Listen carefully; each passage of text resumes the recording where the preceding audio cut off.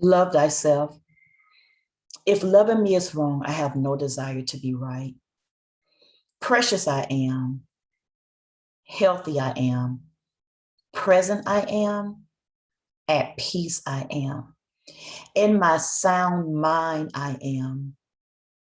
The toxins from outside entities that pierce my very soul desire to overtake me and will not loose its hold. Little did I know there was a war raging from the inside out. The light prevailed without a shadow of doubt. I realize so clearly now how much he truly loves me. He snatched me out of the lion's den when I felt like it were the end. He told me that at this point is where my life, my living, my radiance began. I feel so honored to be a part of the Her Story Circle. I would like to thank God for the connection with Gertrude and for the platform to speak freely about this horrific situation. My name is Sheila Wiley, and this is my story. One day, my entire life changed before my very own eyes. It were a nightmare that I could not awaken from. I felt as if I were in a cold, dark, and dismal place. All my life, I've always wanted to help others. Because of my personality, people would read me the wrong way. I was really a shy and standoffish person. I am a person who goes by the book. It is either black or white, right or wrong. Because of this, oftentimes people looked at me as being a negative and difficult person. That was totally not true because whatever I put my hand to, I am really passionate. This is usually how I will become the victim of manipulation. You'd have thought that by the age of 45, I would have learned my lesson, but not so. For the past 5 years, I'd experienced the most heart-wrenching and traumatic time in my life.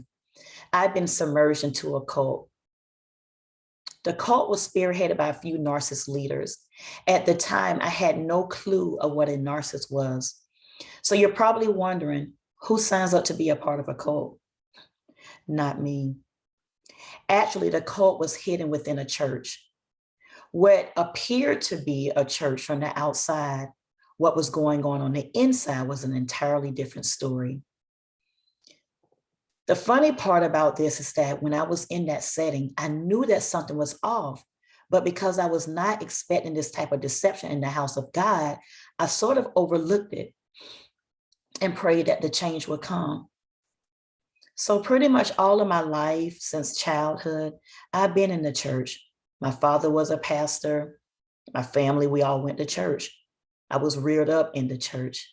So I pretty much knew what church looked like. Not only was this an occult, but the main leader was practicing witchcraft, while all the while everyone in there was being manipulated and deceived. So how did I end up there? Well, there was a broadcast shared with me via social media, and from there I'd followed the minister. I really enjoyed his teaching, which is why I continued to follow. And so for those years, because the teaching was right, I just pretty much turned deaf eye or deaf ear to everything else that was going on. Throughout the years, it was like a lot of stuff that was going on that should not have been. And like I stated, I've been in church all of my life. There was a lot of manipulation. It was so much control. The control was out of this world. And I guess I'd gotten used to the control. I'd gotten used to the false accusations. I got used to things being hidden from us. I just got used to it. Then in July 2019, this resulted in me being in the worst year ever. This was the worst time of my life. I had lost my dad. And by July 2020, due to the abuse that I suffered as a result of being a part of this cult, the death of my marriage, yes, I became divorced. The entire time that I spent at this cult, I noticed that all I did was lose, lose, lose. I eventually pushed myself to leave. Otherwise, I'd have lost my mind as well. Although I lost so much from that place, meanwhile, those cult leaders, those narcissists were on to their next victims. There was no remorse for what happened to me. As a matter of fact, there were many lies told on me, and a lot of people whom I considered to be my friends turned their backs on me. It was a very sad and unpleasant situation. It is sad to say that the cult is still in operation. They are still going on a rampage of deceiving as many people as they can. While the main cult leader is getting richer and richer, the people who remain there are getting poorer and poorer. When I say that they're getting richer and richer, they will always have some reason to raise an offering to get money from people. While on their time, and I know I want to say alleged, but there was different things that were told to me where those leaders were sleeping with all of the members, be it female or male. And I was caught up in that. I was caught up in that. And I lost my marriage behind it.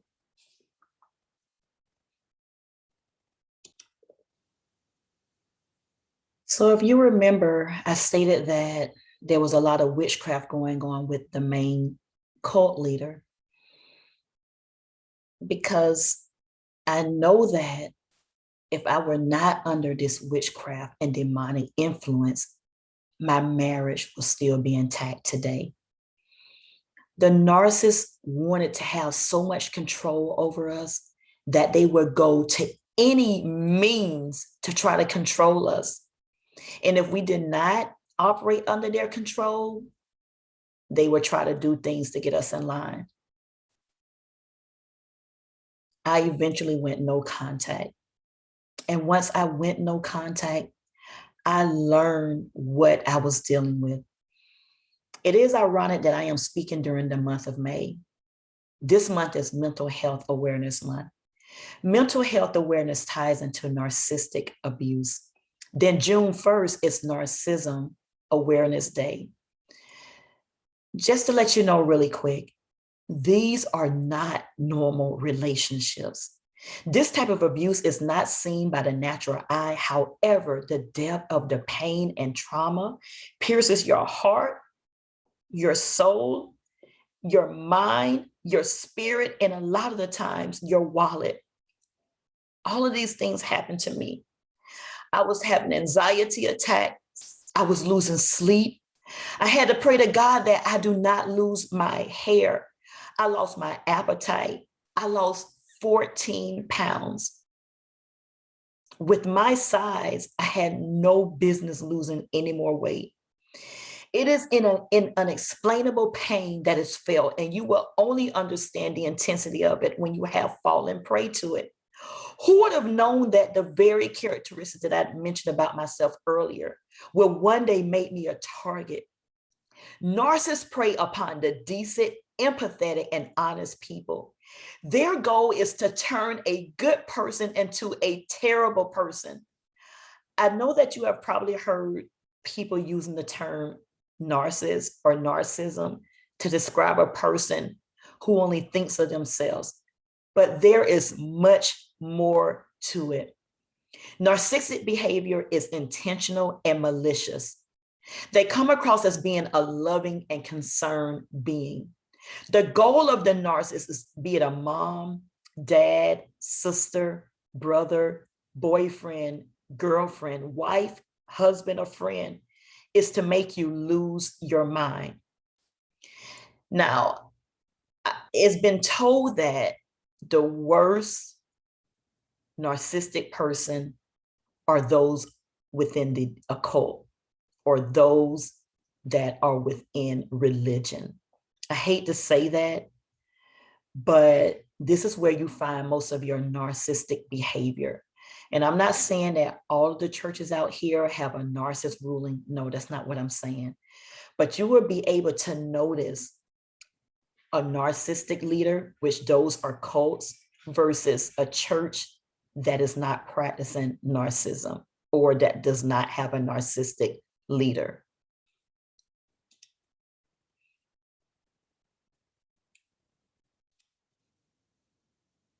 Since leaving this occult, I have become an advocate for narcissistic abuse.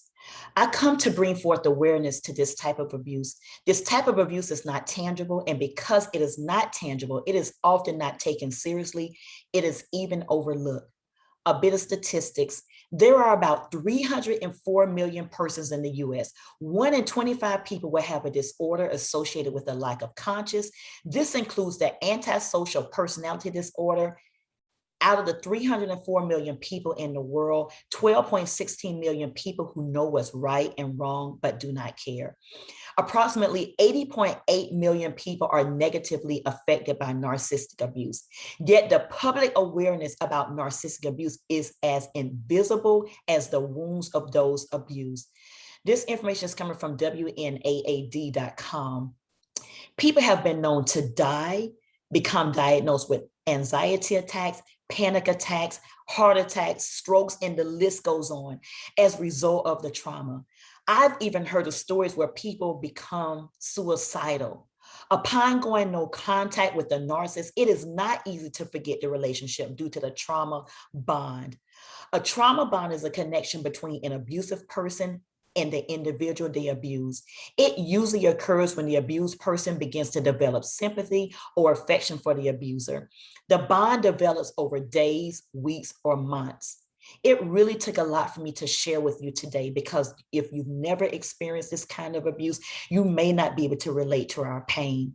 I wanted to take a chance and cry out for help in hopes that one day something would be done to the perpetrators. I am seeking justice for all who have been victimized and ones who will come to know that they are victims. My testimony, however, is that I am on a journey to my recovery. If you would have seen me back a year ago, I did not appear, sound, or act the same. I've engrossed myself in prayer and meditation. I've been seeking counseling. I surround myself with positive people. I engage myself in activities that I like, and I practice self-care often. I literally had to force my way out of the pit because I chose to not linger in this trauma bond. I am 100 times better. My final note is there is life after leaving a narcissist. I urge you to fight and take your life back. Since taking my life back, the hurt and the pain that I experienced catapulted me into talking with you today. I definitely know that what I've experienced was not just for me, but for others who have and who are now experiencing this type of abuse. So today, I speak out as the wounds that cannot be seen by the naked eye. I speak out as the thoughts that are not heard. I speak out as the traumatized who is seeking deliverance from the day-to-day exhaustive pain derived from the abuser. I speak out as Sheila Wiley, an advocate, a voice for this social injustice. I will continue to use my voice and my testimony until the change comes.